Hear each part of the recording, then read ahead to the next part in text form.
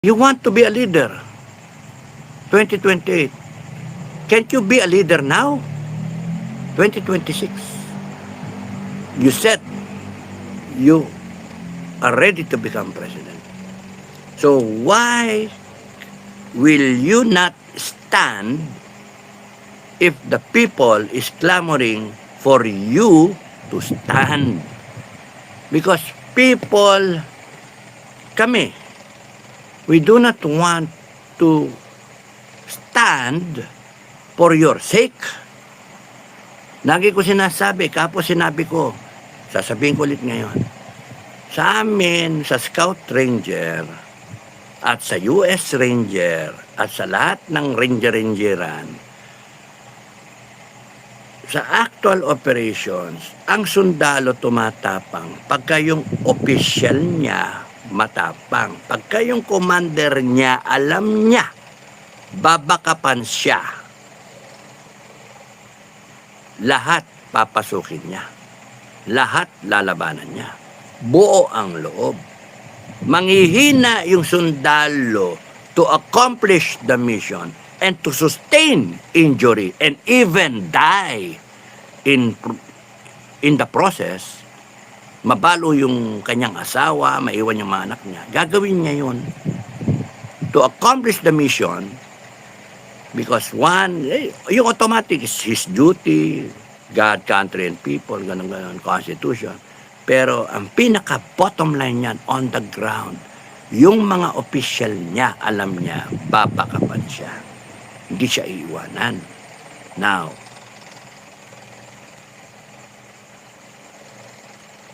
paano lalaban ang taong bayan? Paano tatayo ang taong bayan? Yung mga paano-paano, yung mga kasi. Hindi. A leader does not think. A leader acts. Again, a leader does not think what will happen to him or her, what will be the repercussion, what will be, A leader assesses the situation, mission, execution. Ismayak nga eh. You're a colonel, reserve. You should know that a leader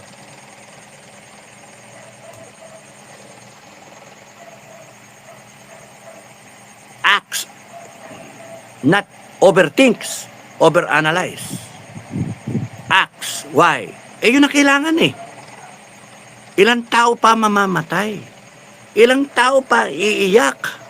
Ilang tao pa mababaon sa problema? Ilang pamilya pa makakaranas ng rape yung anak nila o na droga yung anak nila? Ilang pang government employees ang magre-resign dahil sa hindi na nila kaya yung ginagawa at para sa mag-resign na lang sila? Ilang iskandalo pa ang papasukin ng Pilipinas? Ilang kahihiyan pa dahil sa walang tumatayo? And that's why we are calling your attention, Madam Inday Sara, to stand up and lead the country, lead the people, because we will be there. Sabi mo lang, follow me. Tapusin na natin to. Sabi mo lang, tapusin na natin to. Tatapusin na namin.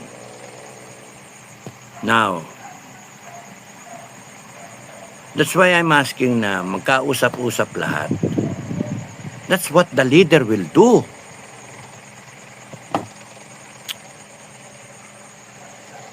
Pagka meron akong 10 sarhento, may kanya-kanyang opinion. Paano? Pakikinggan ko bawat isa.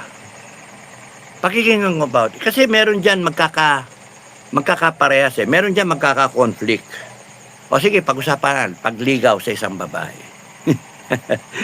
Sa dami pa ng pagligaw-ligaw pa. Yung isa magpadala ng tsokolate.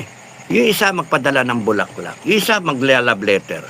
Yung isa ide-date na niya kagad. Yung isa, kompleto, Ricardo. No? May love letter na, may roses na, may tsokolate pa, may date pa. Oh, may mamol pa. We're here to talk about the situation. Ano pa talaga nangyayari? Baka kasi iba sa atin, tanga, hindi naintindihan kung ano yung nangyayari.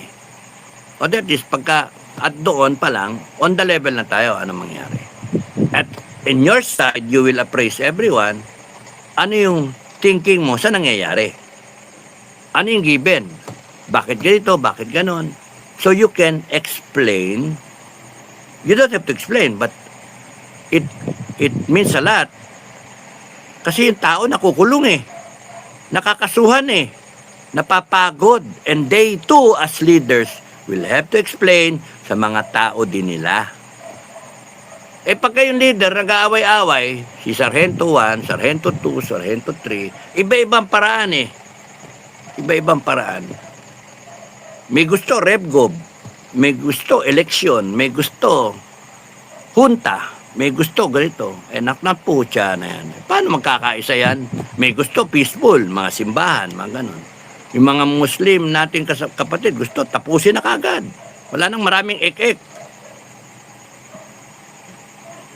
So, the leader, Madam President, you are the maestro. Madam President, ikaw ang maestro. Diba? Ang maestro may pangkumpas. Diba? Bago magsimula, si gitara, tug tug tug tug tug, di ba? Si drum, si torotot, ganun, di ba? Si violence, chuk chuk chuk chuk. And then ikaw orchestrator ka. Ikaw ang nagkukumpas. Maestro. Ready? Tanananan, tanananan, tanananan, tanananan, tanananan, tanananan, tanginan nyo, tanginan nyo. Tanginan nyo. Di ba? Tanginan mo.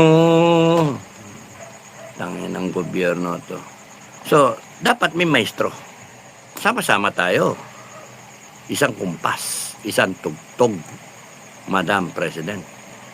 Hindi yung tumutugtog si ganito, si grupo, maisog, tutugtog si ganito, KOJC, tutugtog si UPI, tutugtog si, ano ba yan? Ibang grupo, yan, kampilang, kunyari. Yung kabila pila, dilawan, pinklawan, CPP, NPNDF, pulahan, putsang isang tugtog sila Kita nyo kaya ganyan tayo Nakuha na nila lahat ng organization. Tayo timbog, tamukyo tayo. Dito, nakailang rally na. Okay. Fast forward. Okay, nahikayat ninyo si Inday na tumayo na. Maging leader. Walang problema. Tapos yan pag siya lang tumayo bilang leader. Question, totoo kaya tapos na. Okay. Okay. Exciting yung Na-analyze ko lang, Thinking ahead lang ako. Mga leader. Sa tingin nyo ba, pagka tumayo si Inday Sara, matatapos to? Question. Sa tingin nyo ba, pagka si Inday Sara nagsapalaran, matatapos to? Question. O baka yan lang hinihintay ng administration para tapusin si Inday Sara? Dahilan para tapusin siya. Okay. Meron bang commitment yung mga iba na pagka tumayo si Inday, maglabasan kayo, mga kababayan? O baka hanggang salita lang tayo? Maglabasan ba tayo? Susuporta ba tayo? Yung 32 million, susuporta ba? O wala lang, pakialam? Kasi na may tupad na, may ayuda.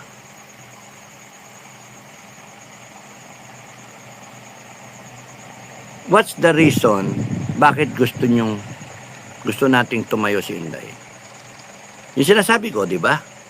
Officer ka, pagka nakita nila na yung pinakapinuno ay marunong magsakripisyo sa tao, marunong makipagsapalaran, kagaya ng mga tao, iniisip niya yung mga tao, iniisip niya yung mission or the end game, iniisip niya yung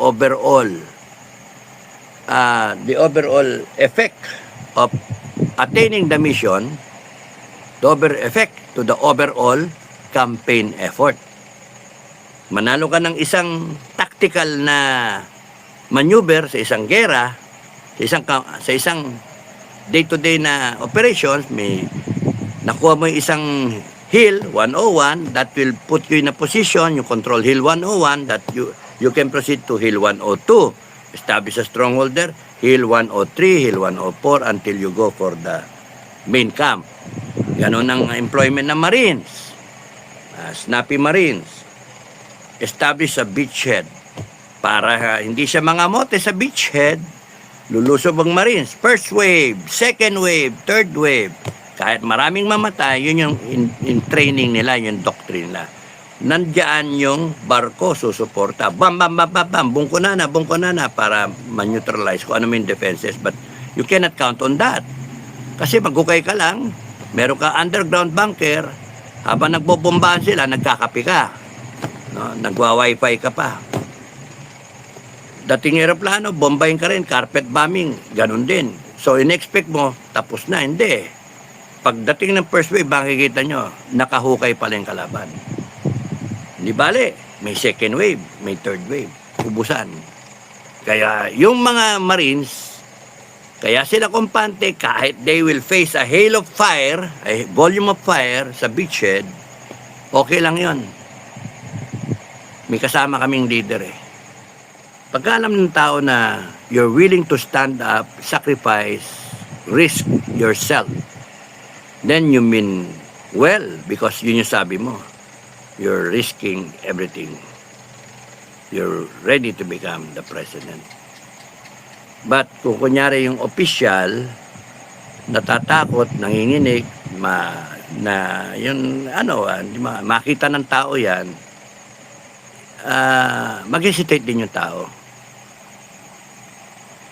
So, advice ko lang, just be yourself. Nanapaka nga na sheriff eh. Just be yourself. Labanan na lang natin to. Unite the people.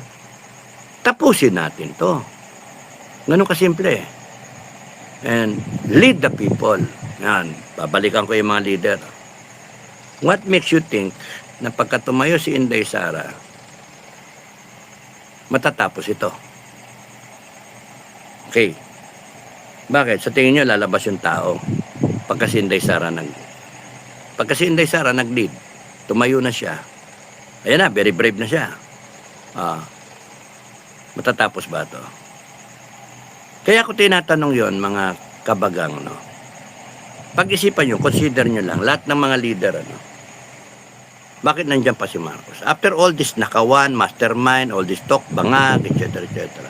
Ba't nandiyan pa si Marcos? Ilang vlog ko na sinabi yun. 2 poste, 2 pillars that enable Marcos to stay on in Malacanang. AFP, PNP. AFP, PNP. People power. Labasan mo na milyon. Tapos ba si Marcos? Hindi. Hindi. AFP, PNP supports Marcos. Duterte, kinidnap. Right after that, lumabas ang tao. Mga kabagang, mga kababayan, hindi lang nationwide, global. Filipinos all over the planet in indignation rallies. Bring Duterte home. He was kidnapped, blah, blah, blah. Galit kami. Putangin ng gobyerno yan. Walang tumayo sa atin. Bawat grupo lang. Pero walang focal point. It was Duterte supposed to be, pero wala na, nandun na siya sa ICC. So, wala eh. Milyon yung tao nun. Milyon global pa. Bakit nandiyan pa rin si BBM? Hindi nagtuloy. AFP, PNP. supporting Marcos. In fact, instrumental pa nga sila sa pagkidnap kay Marcos, di ba? Berde ni Digong, ayun na naman. Berde ni Digong. Global na naman yun. Wala nangyari, di ba? Milyon yun. INC. January 13 rally. Ang daming umattend. Milyon yun. Nationwide. Milyon. May nangyari ba? Pinagbabati lang si Inday Sara at si BBM, di ba? Uniteam. Yun yung unang rally ng Iglesia. Marcos, nandun pa rin. AFP, PNP. The two pillars enabling Marcos to continue on. Okay, isang rally, September 21. Di ba? Milyon din. Milyon o daan libo. Pero doon sa INC, sa entablado, where sinabi pa ng kapatid after so many months o after a year, more than a year, na sinabi ni Maharlika, Kati Binag, at ni JM, at ng iba pa. Bangag si Marcos. Ito kapatid na nagsabi si Aimee. Bangag si Marcos. Natigil yung rally. Hindi nagtuloy-tuloy. Imagine, in-announce ng kapatid, kinonfirm na ni Aimee. And by that announcement, she severed ties with the brother and the family probably. Imagine yung sabihin mo, bangag yung kapatid mo. Dapat tanggal na si Marcos noon. Pero bakit hindi natanggal si Marcos in spite of Aimee Marcos saying, bangag yung putang yung gago na yan. AFP, PNP. Marcos pa rin. Bakit ko binibring out yan? Nakailang milyong rally na tayo Tatlo na Tatlo na. At ilang mga rally na papitik-pitik na swerte ka, 2,000, minsan 500, 200. Ganun pa rin, PNP, nakaharang lagi. Standby ang AFP for reaction. Minsan nagagamit yung Coast Guard. So what am I saying? Balikan ko, Inday Sara, lumabas ka na. Isa ko sa nagpapaano kay Inday. Isa ko sa nagpi-plead na lead us. Sa tingin niyo pagka si Inday Sara nag-lead, lumabas din ang milyon. After nakatatlong milyon na tayo, 3 times na million rally, nationwide, global, etc. etc. Paglabas ni Inday, ayan, labas din ang milyon. Mga Duterte, mga supporters, etc. Lahat na. Sa tingin nyo, matatapos ito? It's a legitimate question sa mga leader. It's a legitimate question. Sa tingin nyo, lumabas ang milyon, matatapos to. Lumabas ang simbahan, matatapos to. It all depends. AFP, PNP. The House of Marcos is stable because the AFP and the PNP continues to be there as the pillar of the Marcos administration. Ang tingin ko, Marcos will still be around unless, ayun nga what makes you think yung armed forces babaliktad after 3 milyon na rally na yan? 3 beses na nag-milyon na rally. Hindi bumaliktad Paano? Yun nga, sinasabi ko, di ba? Stand ng SFJF, you have to create a situation, you have to have a situation when a leader in the armed forces, the next one, not the one, pwede si Browner, kung gusto niyo pa si Browner, you have to create a situation wherein the situation calls for a leader and a leader arises. The same thing with you, Inday Sara. The situation right now, given yung projection ng country natin, pababang ganyan, bangag pa more, nakaw pa more, bendalot pa more, pabagsak economy, ang dami, pataas yung 7% inflation, hindi biro yun ha. Tapos nun, marami nagsasara na mga maliliit na negosyo na. A situation calls for a leader to rise. If Inday Sara, Madam President, you will not rise, the situation calls. Just like Browner, if he doesn't rise up, the situation will call for a 3-star general, a 2-star or a 1-star to rise up. Because everyone, there's no one rising up. Bangag na o kaya na maleta na. Paldo na eh. So, the situation will call for a leader. And a true leader has no on and off switch. A leader will always look at the organization, and in this case, Madam Inday, sa dami ng organization na yan, sacrificing for you. The question is, what can you do for them? Papaasahin sa 2028? Of course not. Tapos na Pilipinas by 2028. Why we want to become a president by 2028? Wala na. Tapos na ang Pilipinas nun. Be the president now. Not 2028. AFP-PNP. Ang rason ba't nandiyan pa si Marcos? Create the situation. Yun dapat sagutin nyo. Create the situation na yung AFP at PNP kakampi sa taong bayan, hindi kay Marcos. To support the people. The sovereign will of the people, which is constitutional succession.